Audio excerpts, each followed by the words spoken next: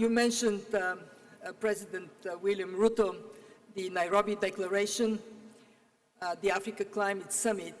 It was remarkable, bringing the continent to seek into the future a transformation of how energy is being supplied, how agriculture is being managed, how forest becomes an asset standing, not being chopped down. President Ruto, you talk about green industrialization for Africa being once-in-a-lifetime opportunity. What do you expect from finance, from the discussion we have today, so this opportunity is realized? What is your vision? What is your ambition? Thank you very much, Kristalina. And I associate myself with everything President Macron has said, especially in the space of where are we going to find additional new revenue sources for climate financing. The Africa Climate Summit brought African leaders together. And for a very long time, Africa has been in the corner of problems. We're trying to move Africa from being in the corner of problems to the corner of solutions. And we stated very clearly that we have ideas, we have suggestions, we believe Africa has the greatest stake in contributing to the solution around climate change. And we got ourselves here, this problem of climate change, because of energy, fossil fuel energy. We will get out of here again because of energy, renewable energy.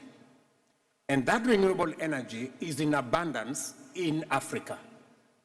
And that is why we believe that we are very well positioned to be part of the solution to the challenge we have today, so that, as Macron says, no country is left between making a choice between development or climate action. So we made a conscious proposition in the Africa Climate Summit. Number one, we said we are positioning Africa with our assets, that Africa has huge potential. We have 60% of the world's renewable energy. We have 40% of the world's minerals that can be used for transition. We have the largest, maybe 2/3 of the world's uncultivated arable land. We have the world's youngest population.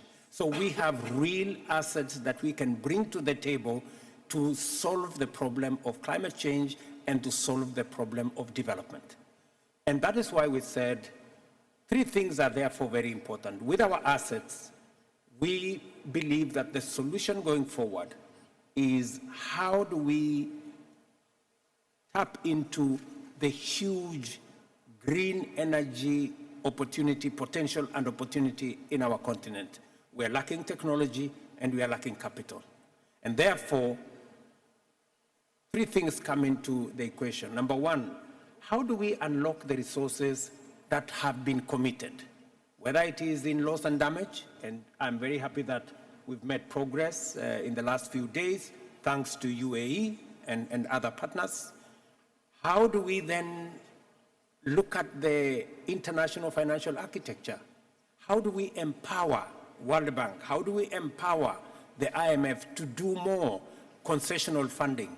How do we reorganize their governance so that those countries that did not exist, many of them in Africa, when the IMF and the World Bank were brought into being, how do we get them to have a say? How do we speak to recapitalizing these multilateral development banks? How do we improve on liquidity, the subject SDRs that President Macron was talking about? How do we deal with the real issue of exaggerated risk that is destroying African governments. You know, how do we de-risk African investments? And how do we bring on board finances from the private sector? And therefore, ultimately, we came down to green industrialization is a big opportunity. Big opportunity, why? Because we have the green energy. We have the green raw materials, whether it is bauxite, whether it is steel, whether it is iron ore. We can export very many green products out of Africa, whether we're talking about bauxite, aluminium, steel, green products to Europe in terms of food products. So Africa has the potential. We have the opportunity. We have everything that we need to power our green industrialization. And that is the reason why we are very clear about what is lacking. That is climate finance. And that is why we are willing to go all the way to the launch we are going to make in this COP of a new framework, what we called in Nairobi a new global financing charter. We're going to have a global financing framework according to UAE. And we are going to have here another framework aligned, synergized, so that by next COP, we will have a new financial pact that brings on board resources. How do we collect additional resources? Is it tax? Is it carbon pricing? How do we leverage on carbon markets?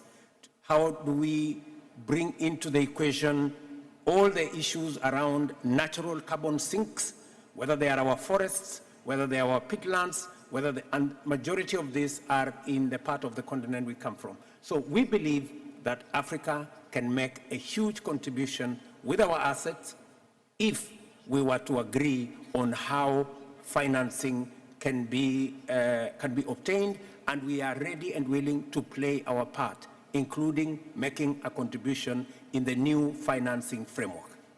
Excellent. Thank you very much. Look,